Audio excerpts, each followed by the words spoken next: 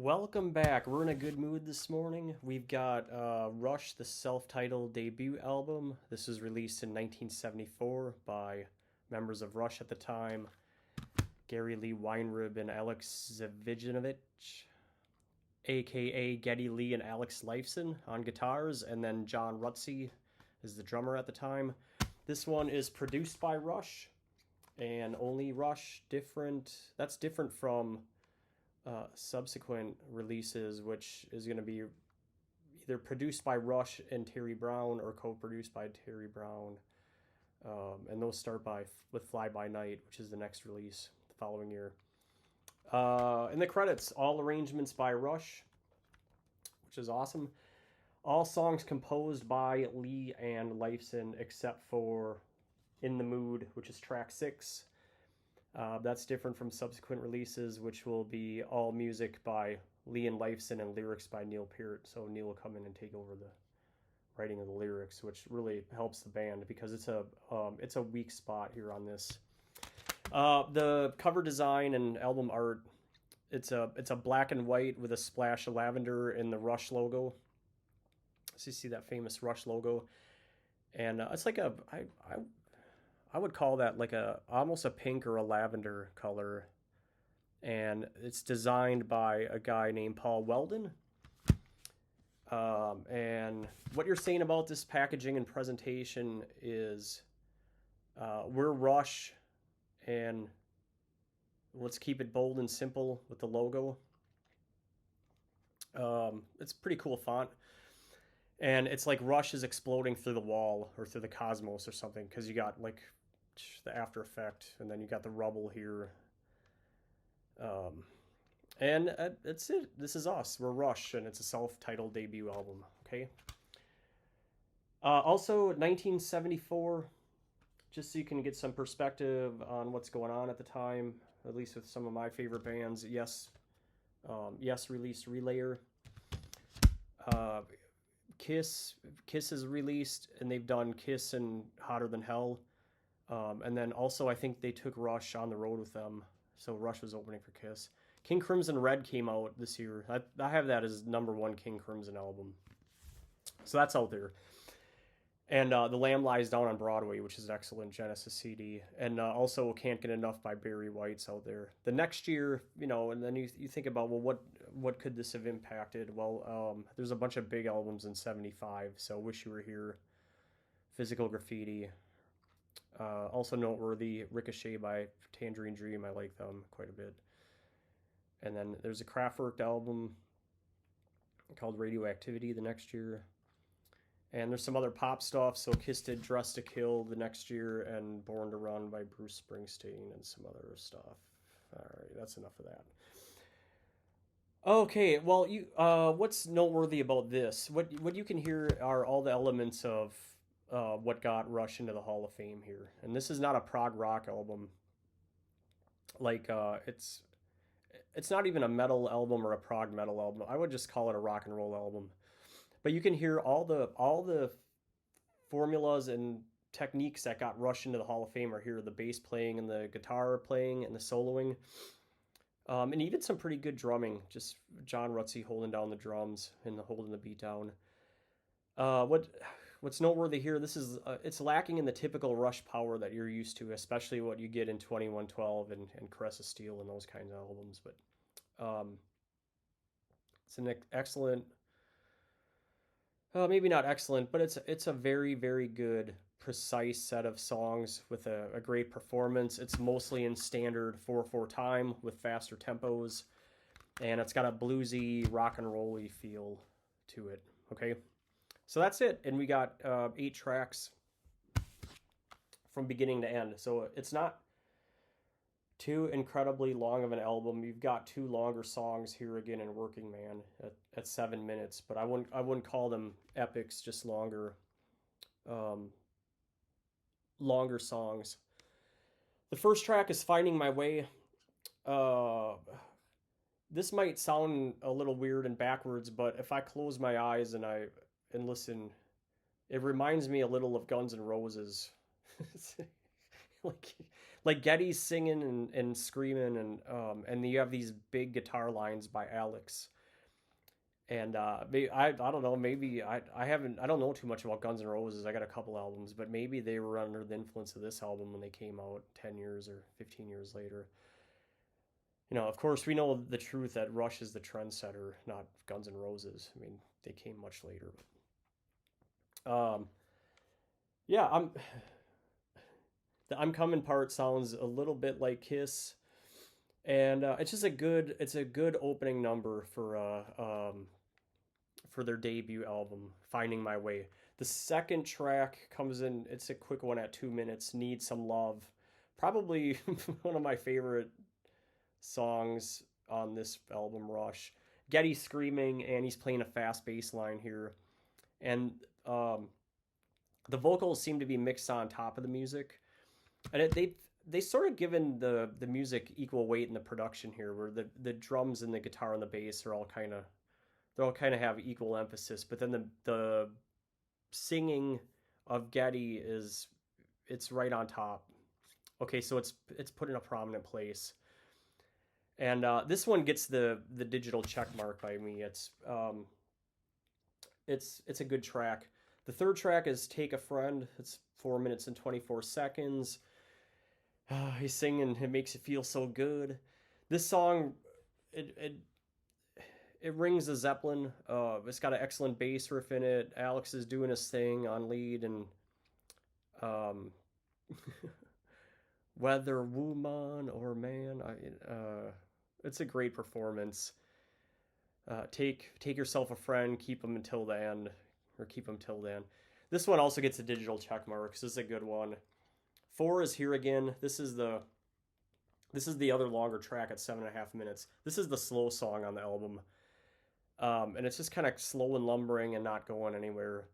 And I'm guessing they put it on here because it works really well live. It's fine on the album. I mean, I'm not a hater, but I bet live versions of Here Again work really well. Okay. Track 5 is What You're Doing. This is the album getting back on track with a faster song at 4 minutes. It's typical of this album. Gets the digital check mark. 6 is In the Mood.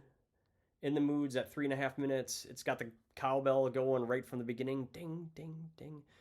It reminds me of a Gene Simmons song, or not even a Gene Simmons, but Nothing to Lose is I think that's a Paul song that's sung by Peter Criss, the Kiss drummer. And it reminds me of that, but even with a little bit more of a southern rock style, believe it or not. It's not in the Mood. It's not country, but if you changed a couple of things here and there, you're pretty close to a country song. It's definitely got that feel to it. And I'm not an expert on music. I did band. It's kind of funny to think about. I did about 5 years of band in school, and so I can read music, but I'm not a musicologist or anything like that. But I think it's 3/4 time if I'm counting it out on In the Mood. Maybe I'm wrong. You can correct me if I'm wrong in the comments. Track 7, Before and After, is about 5.5 minutes. It's another slower, softer song, and it before the album kicks ass again with Working Man. So it's got this big reverby, like echoey guitar at the beginning, and it's a nice slow pace, and then at about 3 minutes it speeds up, and it gets into a nice faster tempo, and Getty's singing yeah, yeah, yeah, yeah. I mean, it's good. It gets the check mark. I think you like it. I like it. And then finally, the most well-known song is Working Man. If you've ever gone to a Rush concert, it's a concert staple. Is Working Man at 7 minutes and 10 seconds. That okay, that's Working Man. And I get up at 7, go to work at 9. It's just a cool track. And it's got a big ripping guitar solo in the middle of it. And I think in that section, the tempo changes. So this is an example of where Rush is starting to. There's maybe prog is starting to creep in here, which is good. I mean, it's what we want, right? We're prog fans. So um, it's got that big ripping guitar solo, and I think it's cut time or 6/8 or 2/4. I'm not sure. I didn't go and look at the the the Hal Leonard. Do you ever go to the Hal Leonard website and look? Uh, Sometimes I download songs and I try to play them on piano or something. So I think it's like in cut time, but it's definitely like 1 2 1 2 or something like that. But it's really cool, and then it goes back to the main verse, the where where. So that song gets the check, and it's a good wrapper to the end of the album. Um, yeah. So good, very good debut by Rush, and this is good. This is good after school, after work, relaxing music. If you just want to kick back, maybe on a Friday night. Or I don't know. I listen to it a lot walking around, or I like to take walks at night. Or if I'm grilling dinner outside, I'll have music on. So I've played this. It's probably great for driving around music. I don't know if I've done that yet, but um, yeah, it's pleasurable. It's enjoyable to listen to. I'll put it that way. It's not going to be. So I'm working through my Rush rankings now. I'm not ready to do that video, which is why I'm gonna start doing these. But it's gonna be. I'm gonna put it somewhere in the middle or in the bottom half. I mean, the Rush catalog is terrific. It's powerful. There's 19 albums. They're all, in my opinion, they're all good. A lot of them are excellent. Okay, and this is good. This is very good. So I'll have it probably somewhere in the middle or in the. It's not gonna be last it's not gonna be one of the last few ones, but okay. Yeah, so I'm not quite ready yet for my Rush rankings, but I'm still working my way. I'm having a hard time of where to place some. Like, uh, I'll just I'll just come out. I'm not sure where to put Snakes and Arrows and Clockwork.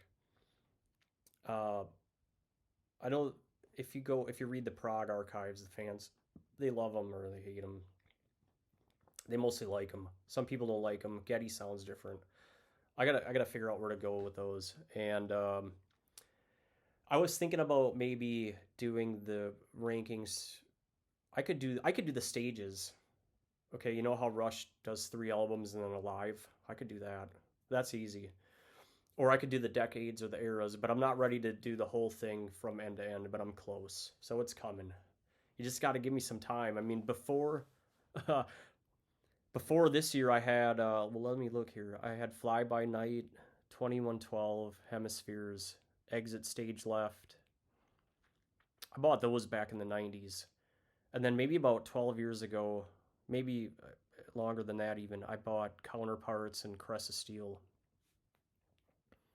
I like those a lot.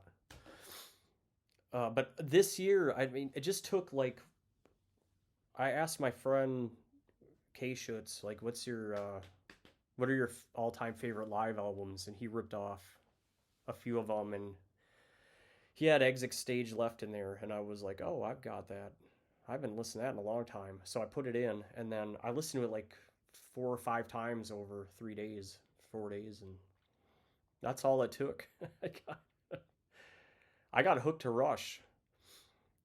And yeah, so I got all the albums behind me, and I've been listening to them every day, just multiple times.